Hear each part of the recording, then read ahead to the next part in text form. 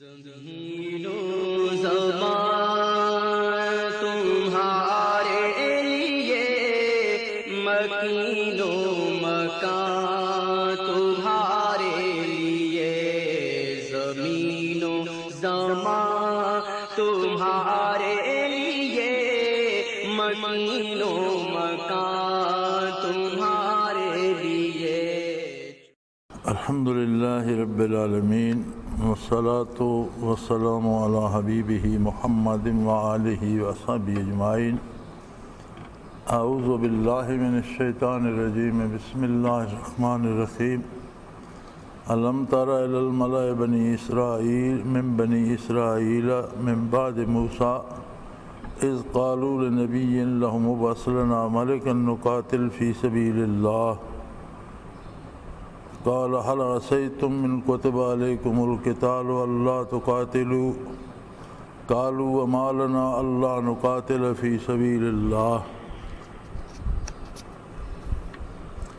وقد اخرجنا من دیارنا وابنائنا فلما كتب علیہم القتال تولوا الا قلیلا منهم واللہ علیم بالظالمین۔ وقال لهم نبيهم إن الله قد بعث لكم طالوت ملكا قالوا أنى يكون له الملك علينا ونحن أحق بالملك منه ولم يؤت سعة من المال قال إن الله اصطفاه عليكم وزاده بسطة في العلم والجسم والله يؤتي ملكه من يشاء والله واسع عليم۔ اللہم سبحانک لا علم لنا الا ما علمتنا انک انت العلیم الحکیم۔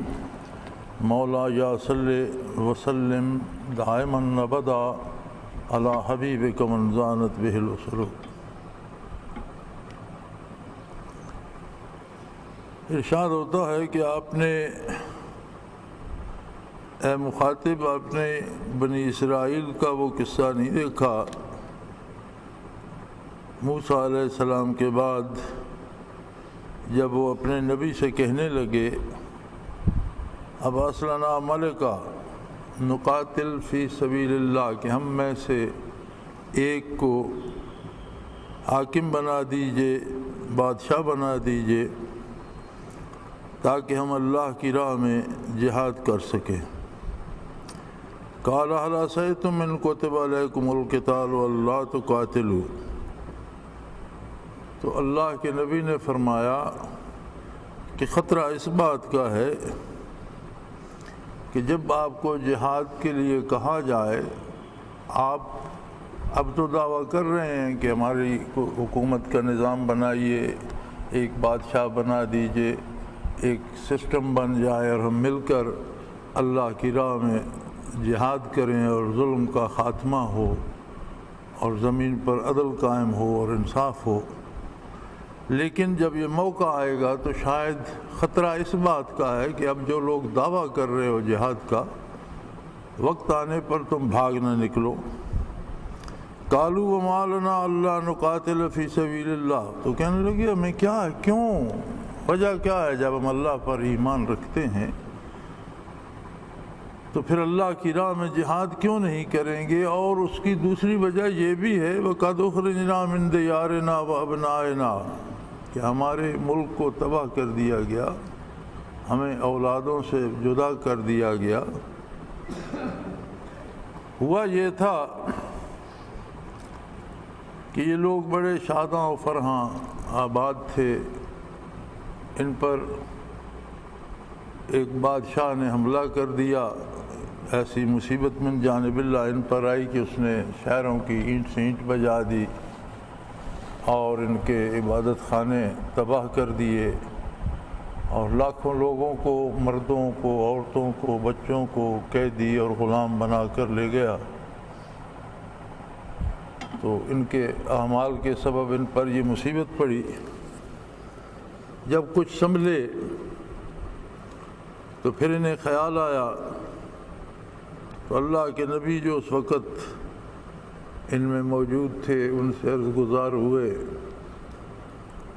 کہ آپ اللہ کے نبی ہیں اور آپ ہمیں اللہ کی باتیں بتاتے ہیں، ہماری اصلاح کے لیے مبعوث ہوئے ہیں، تو ہماری سب سے بڑی ضرورت یہ ہے کہ ہماری پھر سے ایک حکومت بنے، کوئی حکمران ہو، اور ہم پھر سے ایک طاقت بنے اور اپنا کھویا ہوا ملک واپس لیں، اپنا اجڑا ہوا شہر آباد کریں، اپنے تباہ شدہ عبادت خانے پھر سے بنائیں، اور ایسے ظالموں کے خلاف ہم جہاد کریں، قتال کریں اللہ کی راہ میں۔ تو اللہ کے اس نبی نے فرمایا کہ تم لوگوں کی وعدہ خلافیوں اور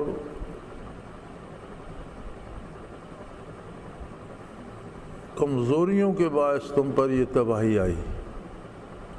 خطرہ ہے کہ اب بھی اگر تم میں کوئی حکمران بنا دیا جائے اور تمہیں حکم دیا جائے کہ جہاد کرو، تو اس بات کا ڈر ہے کہ پھر سے تم جان بچانے کے لیے آئیں بائیں شائیں کرنے لگو گے اور جہاد نہیں کرو گے۔ تو پھر اس سارے نظام کو بنانے کا اور اس کے کرنے کا کیا فائدہ ہوگا؟ تو کہنے لگے ہم ایسے ہی بدبخت ہیں، کیوں نہیں کریں گے؟ پہلی وجہ تو یہ ہے کہ جب اللہ کی راہ میں جہاد کرنا ہے اور ہم اللہ پر ایمان رکھتے ہیں تو کیوں نہیں کریں گے؟ اللہ کے حکم کی اطاعت کیوں نہیں کریں؟ اور دوسری بات یہ ہے کہ ہمارے ساتھ بہت ظلم ہوا ہے، ہمارا شہر تباہ ہو گیا، ہمارے لاکھوں لوگ قیدی بن گئے، ہماری اولادیں چھن گئیں، بیویاں چھن گئیں، تو عبادت خانہ تباہ ہو گیا، اور ہمیں بھاگ کر جان بچانا پڑی۔ اخرجنا من دیارنا وابنائنا، ہم اولادوں سے الگ ہو گئے، گھروں سے بے گھر ہو گئے، شہر سے بھاگ گئے، تو پھر ہم کیوں جہاد نہیں کریں گے؟ لیکن اس سب کے باوجود فلما کتب علیہم القتال تولوا الا قلیلا منہم، اس سب کے باوجود جب ان پر جہاد فرض کیا گیا تو اپنے وعدے سے پھر گئے، سوائے تھوڑے لوگوں کے، ایک قلیل مقدار، تھوڑے الا قلیل منہم، ان میں سے بہت سے تھوڑے لوگ اپنے وعدے پر قائم رہے، اکثریت جان بچانے کے لیے بھاگ گئی۔ واللہ علیم بالظالمین، اللہ کریم ظالموں کو بہت اچھی طرح جانتا ہے۔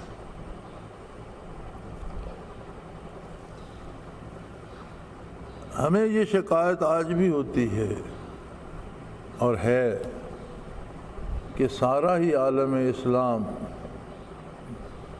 بے بسی اور بے کسی میں کی زندگی گزار رہا ہے۔ ہمیں یہ شکایت آج بھی ہے کہ غیر مسلم طاقتیں ہم پر مسلط ہیں اور جو چاہتی ہیں وہ کرتی ہیں، اور ہم مجبور و بے کس ان کے زیر سایہ زندگی گزارنے پہ مجبور ہیں۔ لیکن یہ ہوتا کیوں ہے؟ قرآن حکیم کوئی تاریخ کی کتاب نہیں ہے کہ وہ کسی کے قصے بیان کرتا رہے۔ اگر کوئی تاریخی قصہ بھی بیان کیا جاتا ہے تو وہ حالات حاضرہ کو دیکھنے اور سمجھنے کا ذریعہ بنتا ہے، وہ آئینہ دکھاتا ہے کہ پہلی قوموں میں سے فلاں لوگوں کا کردار کیا تھا، ان سے کیا سلوک کیا گیا، اور اگر آج تمہارا کردار وہ ہوگا تو وہی سلوک تم سے بھی ہوگا۔ یہ بیت المقدس کے اور اس مقدس شہر کے اجڑنے کا قصہ ہے کہ بنی اسرائیل اس میں تھے، اور بہت بڑی مسجد بھی تھی، بہت بڑا معبد تھا، اور وہاں انبیاء کے مزارات بھی تھے، اور انبیاء علیہ الصلوۃ والسلام کے تبرکات بھی تھے۔ تو غالباً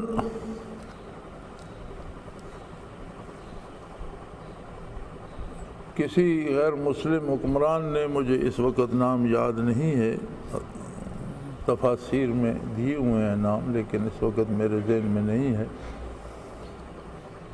تو اس نے حملہ کر دیا ان پر، اور اس نے شہر کی اینٹ سے اینٹ بجا دی۔ بہت بڑا شہر تھا، معبد کو بھی تباہ کر دیا، وہ تبرکات ان سے چھین لیے، اور عورتوں، بچوں، مردوں کو غلام اور قیدی بنا کر لے گیا، اور صرف وہ لوگ بچ گئے جنہوں نے بھاگ بھوگ کر ادھر ادھر بھاگ کر جانیں بچائیں۔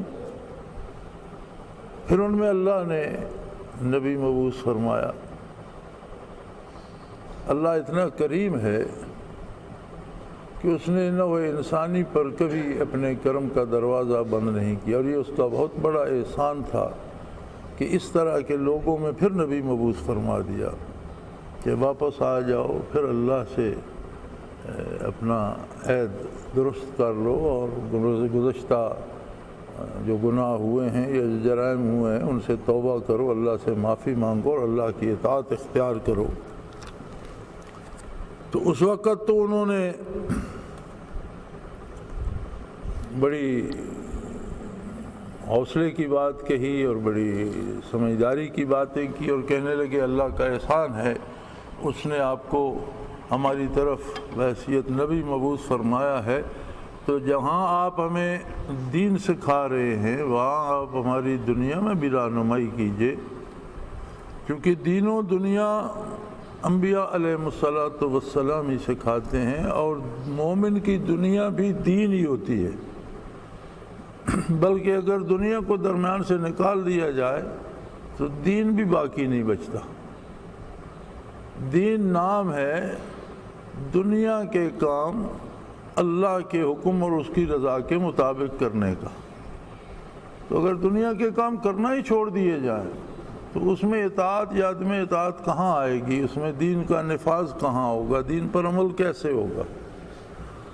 تو چونکہ آپ اللہ کے نبی ہیں تو آپ ہمارا دنیاوی نظام بھی درست فرمائیے۔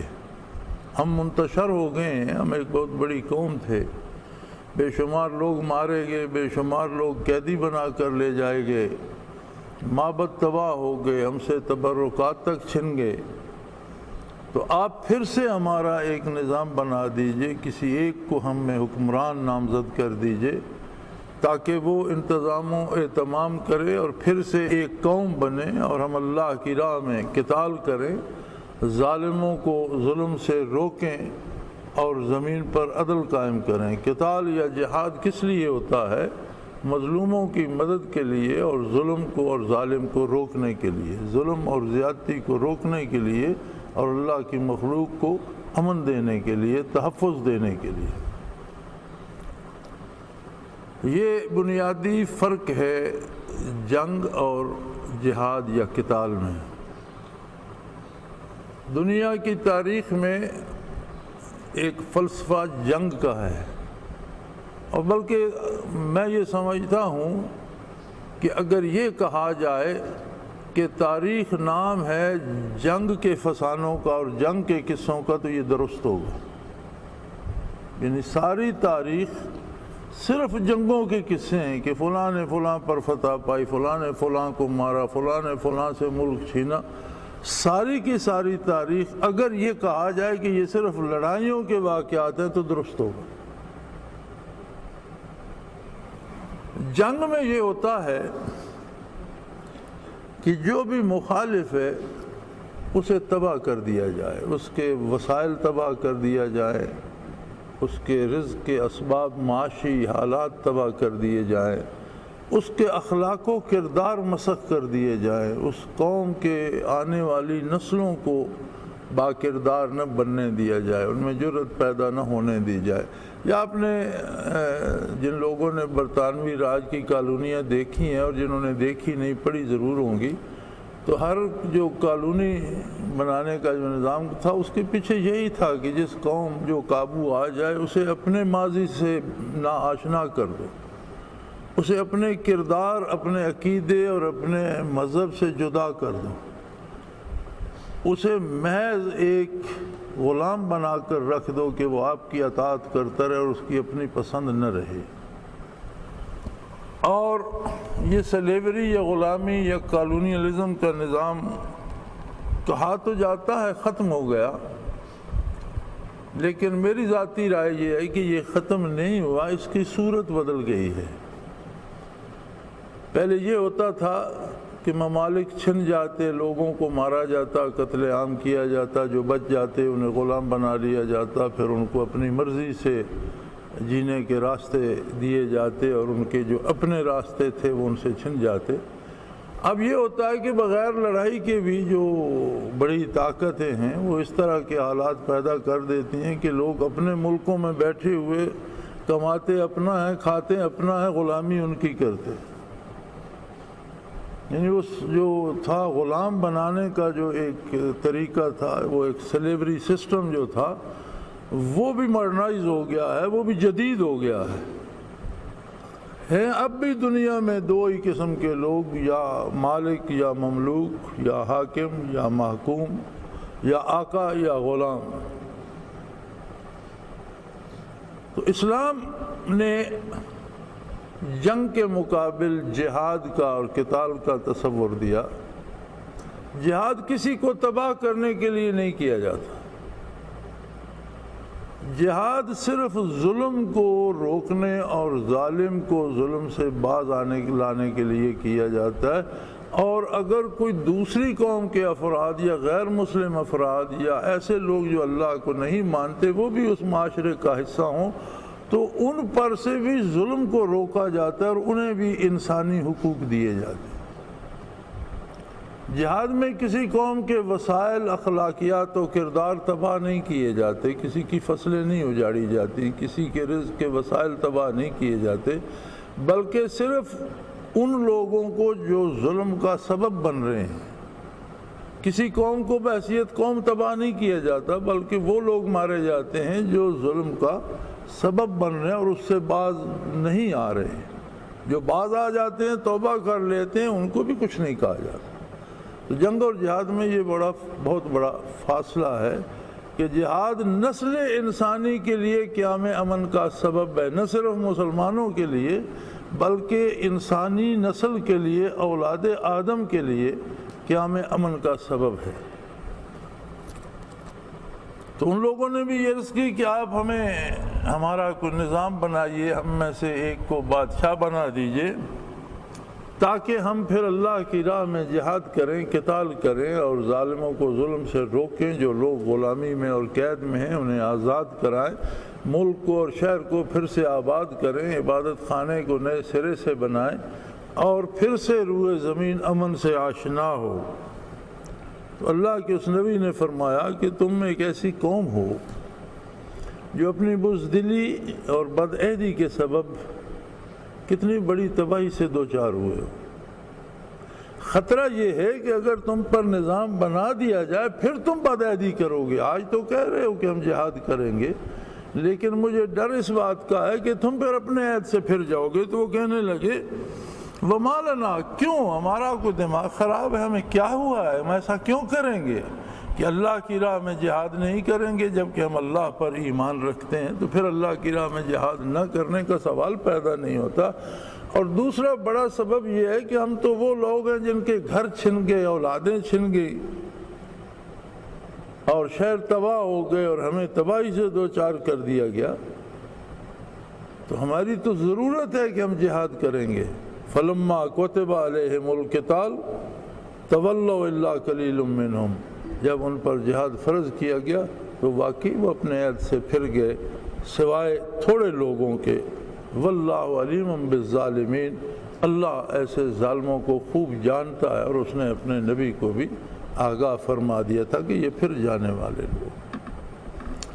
آج کی دنیا کو اگر دیکھیں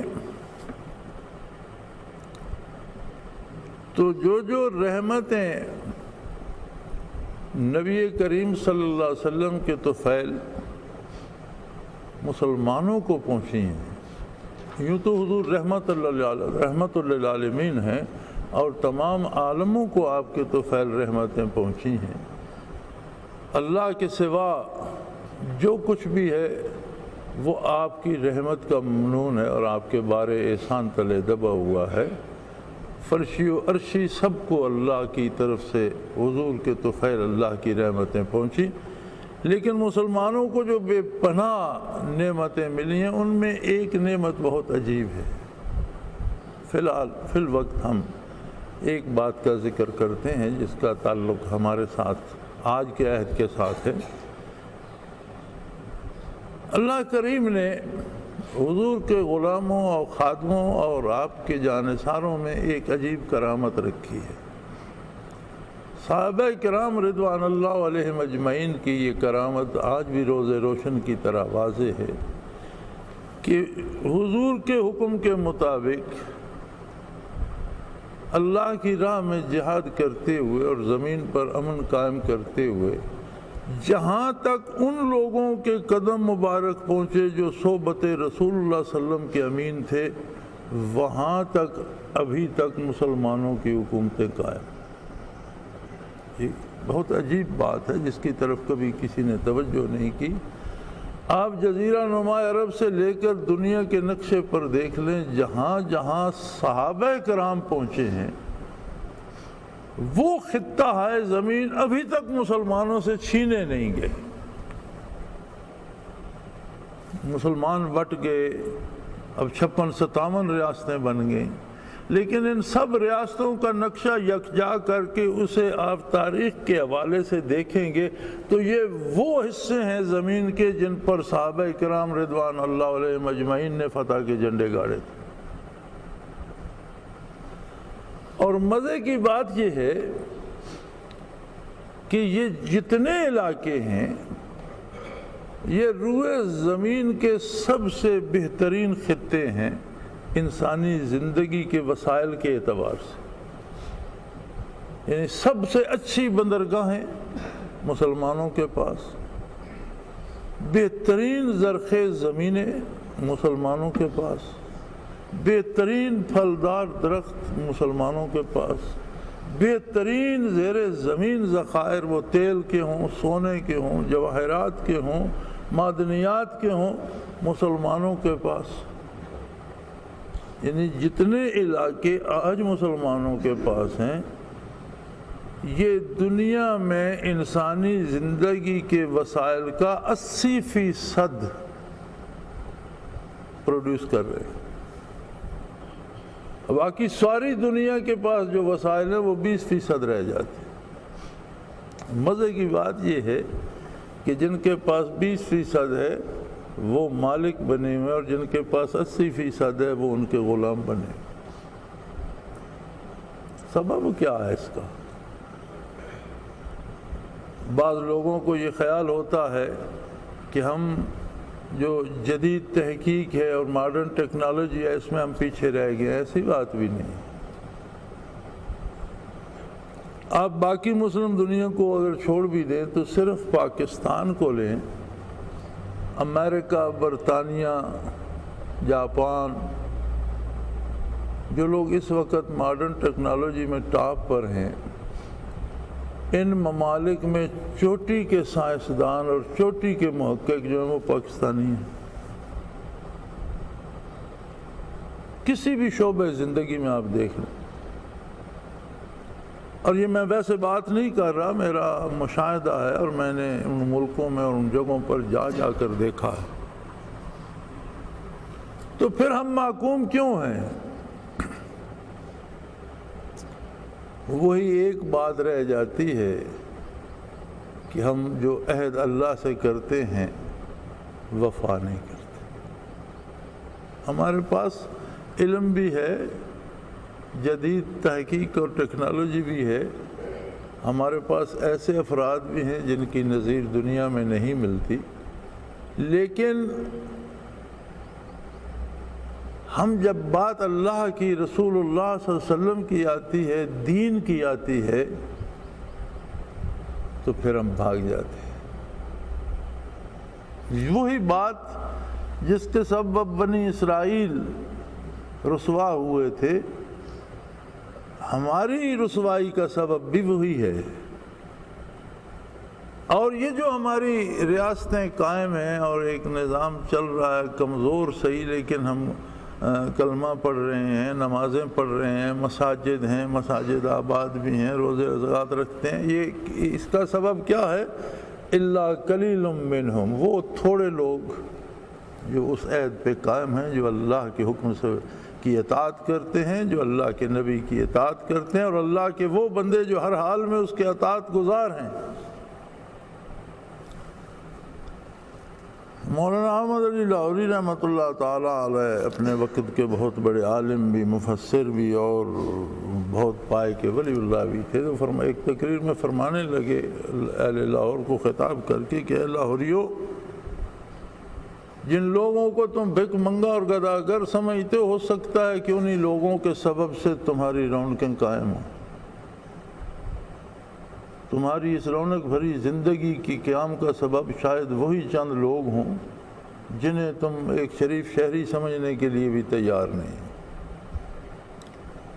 تو فرمایا اللہ قلیل منہم، سارے ہی پھر گئے اپنی بات سے سوائے مٹھی بھر لوگوں کے، اور اللہ ایسے لوگوں کو جانتا ہے۔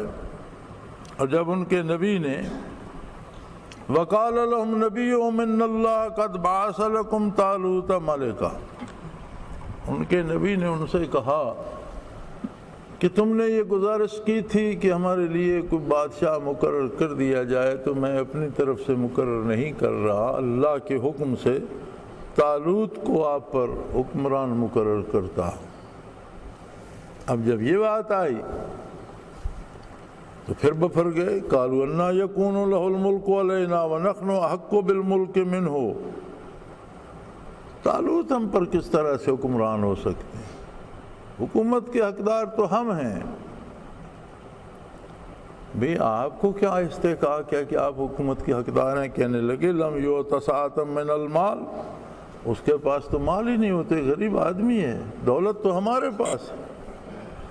آپ ذرا بنی اسرائیل کے اس زمانے کا، قبل اسلام صدیوں پہلے کی بات، اور اپنی آپ آج کی حالت کا موازنہ کرتے جائیے۔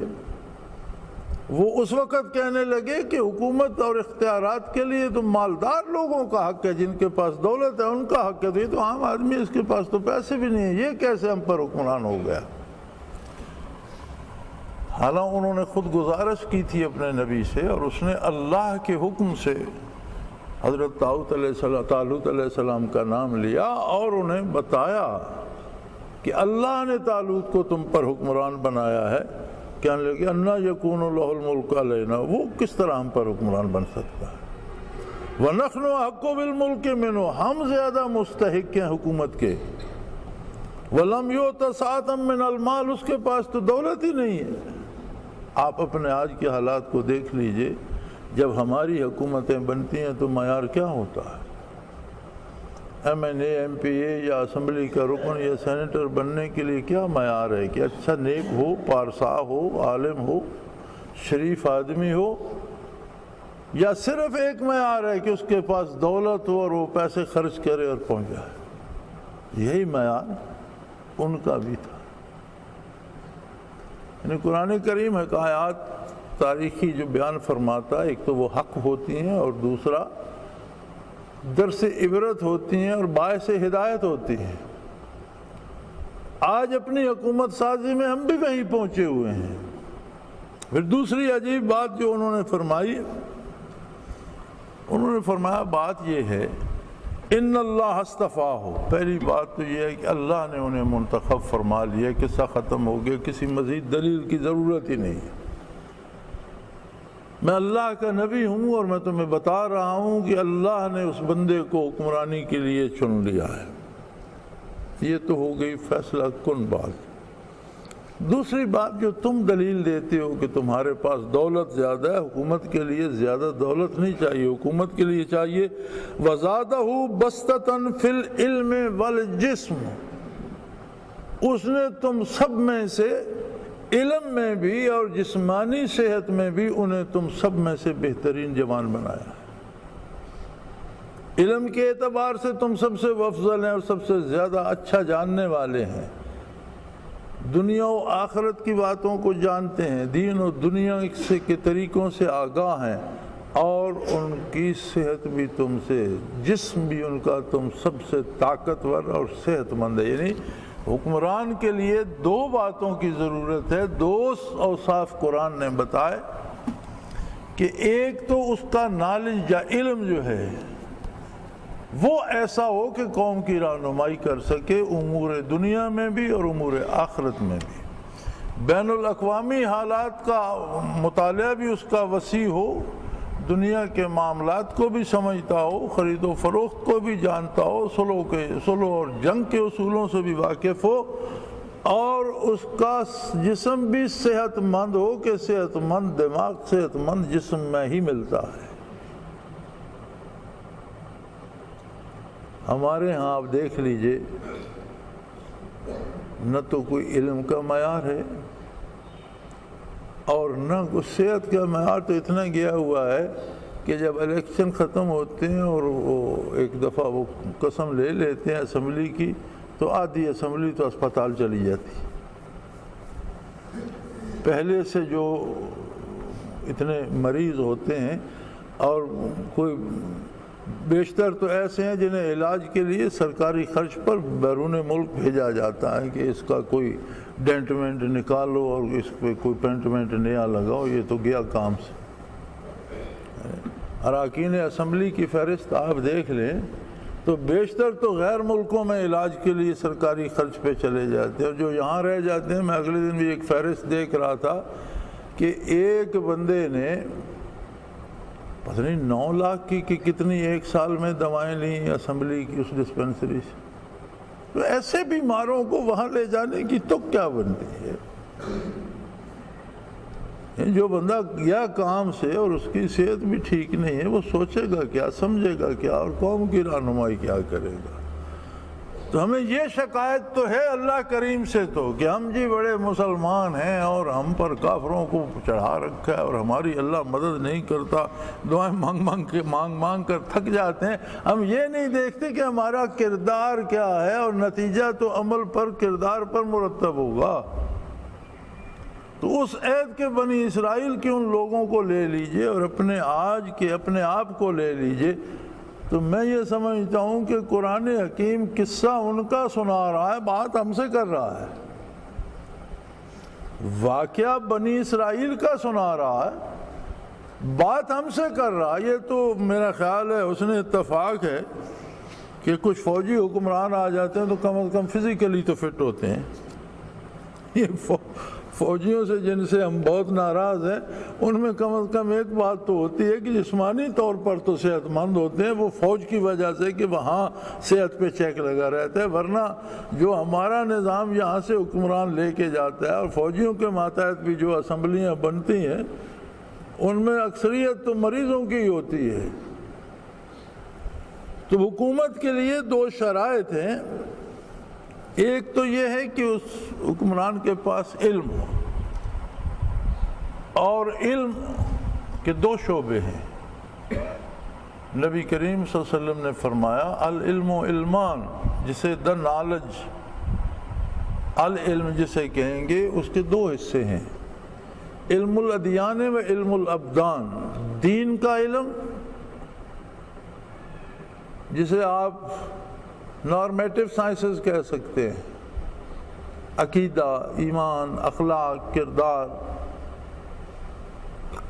اور علم الابدان فزیکل سائنسز، جسمانی علوم جس میں معیشت، معاشرت، حکومت، سیاست سب آ جاتا ہے۔ تو علم یہ ہے کہ دین و دنیا اور آخرت کو بھی سمجھتا ہو، دنیا و آخرت کو بھی سمجھتا ہو، اور مادی امور اور بین الاقوامی طریقے اور دنیا پر حکمرانی کے انداز اور لوگوں کی ضرورتیں اور ان کے پورا کرنے کے طریقے ان سے بھی آشنا ہو۔ یعنی پہلے تو عالم ہو اور پھر جسمانی لحاظ سے بھی مضبوط ہو، صحت مند بھی ہو۔ تو فرمایا ان اللہ اصطفیٰ علیکم، اللہ نے طالوت علیہ السلام کو تم پر منتخب کر لیا ہے۔